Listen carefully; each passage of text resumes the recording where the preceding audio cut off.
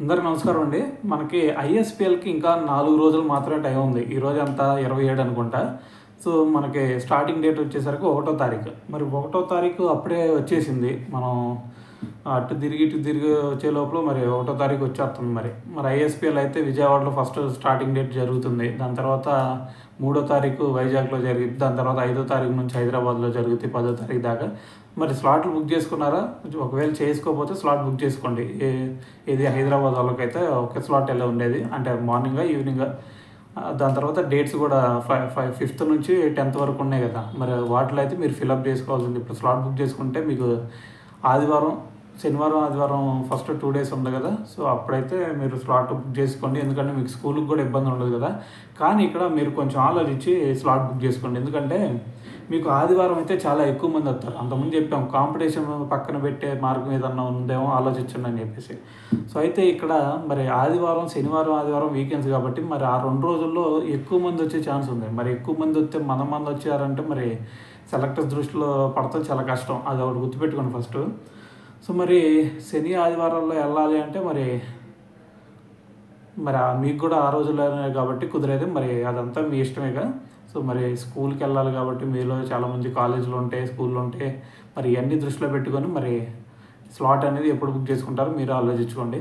So మనకైతే first విజయవాడలో వచ్చేసరికి 1 తారీఖు, దాని తర్వాత వైజాగ్లో వచ్చేసరికి ఇంకా 3 తారీఖు ఉంది. దాని తర్వాత హైదరాబాద్లో వచ్చేసరికి 5 తారీఖు నుంచి 10 తారీఖు దాకా ఉంది.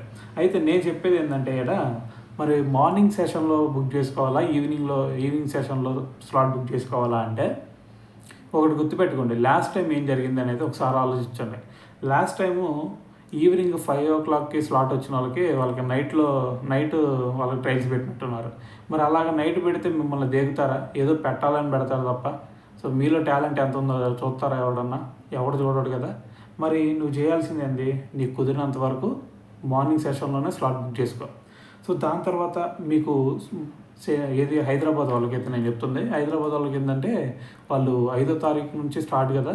సో వాళ్ళు శని ఆదివారాలు కాకుండా మండే నుంచి ఏదన్నా స్టార్ట్ చేసుకుంటే స్లాట్ బుక్ చేసుకుంటే బెటర్ అనేది నా ఫీలింగ్. ఎందుకంటే శని ఆదివారాల్లో ఖచ్చితంగా చాలామంది ఆ రోజుల్లోనే కాబట్టి హాలిడే ఉండేది వాళ్ళకి. సో ఆ 2 రోజుల్లో మరి చాలామంది బుక్ చేసుకుంటారు ఆ రోజుల్లోనే. సో కాబట్టి మీరు చేయాల్సింది ఏంటంటే ఆ కాంపిటీషన్ నుంచి బయట రావాలంటే సోమవారం, మంగళవారం, బుధవారం ఈ 3 రోజుల్లో అయితే మీరు బుక్ చేసుకోండి. కానీ ఇక్కడ ఇంకోటి ఆలోచించండి. లాస్ట్ డే దాని తర్వాత దాని ముందు రోజు కొంచెం ఎక్కువగా తీసుకునే ఛాన్సెస్ కూడా ఉంటాయి నాకు తెలిసి. ఎందుకంటే ఫస్ట్ 2 డేస్లో చాలా వరకు అంటే ఇంకా చాలామందిని తీసుకోవాలి అనే ఉద్దేశంతో వాళ్ళు ఫిల్టర్ చేయకపోవచ్చు. కానీ ఇక్కడ మనం కొంచెం సైకలాజికల్గా ఆలోచిస్తే లాస్ట్ డే అయితే కొంచెం ఎక్కువ మందిని తీసుకునే ఛాన్సెస్ ఉంటాయి అని నాకు అనిపిస్తుంది. సో దాని ముందు రోజు లేదంటే చివరి రోజు అయితే బెటర్ అనేది నా ఫీలింగ్ స్లాట్ బుక్ చేసుకోవటంలో. దాంట్లో కూడా మీరు లాస్ట్ డే అయితే మార్నింగ్ బుక్ చేసుకోండి. దానికి ముందు రోజు అయితే ఈవినింగ్ స్లాట్ దాదాపు వద్దే అనే చెప్తాను. ఎందుకంటే మళ్ళీ మీ పర్ఫార్మెన్స్ చూడకపోతే మళ్ళీ బొక్కే మీకు. సో కాబట్టి నేను చెప్పేది ఏంటంటే చివరి రోజుల్లో బుక్ చేసుకోవడానికి ట్రై చేయండి. సో దాని తర్వాత శని ఆదివారాల్లో బుక్ చేసుకోవడానికి కొంచెం అవాయిడ్ చేయండి. ఎందుకంటే కాంపిటీషన్ ఎక్కువైందంటే ఆటోమేటిక్గా మీరు పక్కకు వచ్చేయాల్సిందే. సో ఆ మంత్లోనే మీరు పడతారు. లాస్ట్ ఇయర్ ఏదైతే జరిగిందో అదే ఈ ఇయర్ కూడా జరిగింది. అటువంటి సిచ్యువేషన్ మీకు రాకూడదు అని చెప్పేసి మళ్ళీ చెప్తున్నాను. సో అయితే మరి పర్ఫార్మెన్స్ విషయంకి వచ్చేసరికి మరి సరైన పర్ఫార్మెన్స్ ఇస్తేనే మీరు ముందే అనుకోమాకండి. ఎక్కడికి నేను ఐఎస్పీఎల్కి వెళ్తున్నాను, సెలెక్ట్ అవుతాను, ఐఎస్పీఎల్లో ఆడితే దాని తర్వాత స్కౌటింగ్ టీం ఏమన్నా ఐపీఎల్కి ఆడవచ్చు, ఐపీఎల్ నుంచి ఇండియా క్రికెట్ టీంకి ఆడేస్తాను 1 ఇయర్లో అని మీరు అనుకోమాకండి.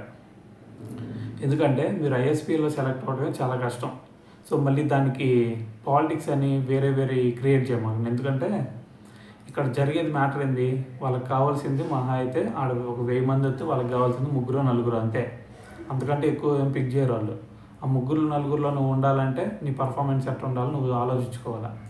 సో అలా కాకుండా నీది కొంచెం డౌన్ అయినా కానీ పర్ఫార్మెన్స్ ఇంకా పక్కకు పెట్టేస్తారు. అందరిలో ఒకటిలాగానే అయిపోతావు. కాబట్టి నేను చెప్పేది ఏంటంటే ఒక బౌలర్ అయితే 150 పేస్ ఎలా పడాలి అనే దాని గురించి ఆలోచించి ఇంకా 3 రోజులు ఉంది నీకు టైము.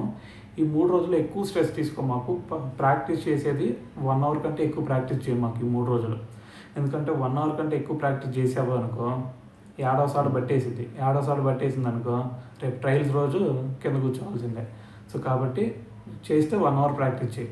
1 అవర్ ప్రాక్టీస్ చేసి అది కూడా 1 అవర్ చాలా పర్ఫెక్ట్గా చేయి. సో నీకు ఎంతైతే కష్టపడగలుగుతావో ఆ 1 అవర్లో కష్టం పడేసేయి. సో దాని తర్వాత ఈజీగా కొంచెం ఫ్రీ అయిపోయి ఇంకా మళ్ళీ ఏం పట్టుకోమకు. ఏది బౌలర్స్కి నేను చెప్తుంది. బ్యాట్స్మెన్స్కి అయితే మీరు ఎంత చెప్పైనా ప్రాక్టీస్ చేసుకోండి, అది మీ ఇష్టం. ఎందుకంటే బౌలర్స్కి ఇంజ్యూరీస్ ఎక్కువ అవుతాయి కాబట్టి అందుకని చెప్తున్నాను నేను. సో బ్యాట్స్మెన్స్ అయితే ఎంతసేపు అయినా చేసుకోండి, వికెట్ కీపర్స్ అయినా ఎంతసేపు అయినా చేసుకోండి. బౌలర్స్ మాత్రం మీరు ఎక్కువసేపు బౌలింగ్ మీద చేయొద్దు. ఎందుకంటే ఇంకా ఉంది 3 రోజులే కాబట్టి ఎటువంటి ఏదన్నా ఇంజ్యూరీ అయిందంటే మాత్రం చేసేది ఏం లేదు. మళ్ళీ ఇంకో 1 ఇయర్ ఆగాలి, లేదంటే మళ్ళీ ముంబై వరకు ఎత్తాలి మీరు. ఇది 25 తారీఖులోపు, 25 లాస్ట్ డేట్ అనుకుంటాడా. సో మళ్ళీ ముంబై పరిగెత్తాల్సి వచ్చింది. మళ్ళీ అక్కడ ఇంకో 1100 ఎంత కట్టాల్సి వచ్చింది మళ్ళీ. అవన్నీ ఎందుకు పక్క. సో కాబట్టి మీరు ఇంకా 3 రోజులు ఉంది. బౌలర్స్ అయితే కొంచెం చూసుకొని ప్రాక్టీస్ చేయండి. దాని తర్వాత బ్యాట్స్మెన్స్ అయితే ఇక అదంతా మీ ఇష్టం. సో ఇదండి మనం చెప్పాలనుకుంది అయితే ఇది ఈరోజు వీడియో. సో ఏదేమైనా సరే కొంచెం మంచిగా ప్రాక్టీస్ చేయండి ఈ 3 రోజులు. సో ఏదన్నా కొంచెం సెలెక్ట్ అయితే కొంచెం మంచిగా ఉండిద్ది కాబట్టి లైఫ్. సో ఇక అదంతా మీకు తెలిసిందే. సో అయితే ఇక్కడతో ఆపేద్దాం. ఇంకేదన్నా డౌట్స్ ఉంటే కామెంట్లో అయితే అడగండి.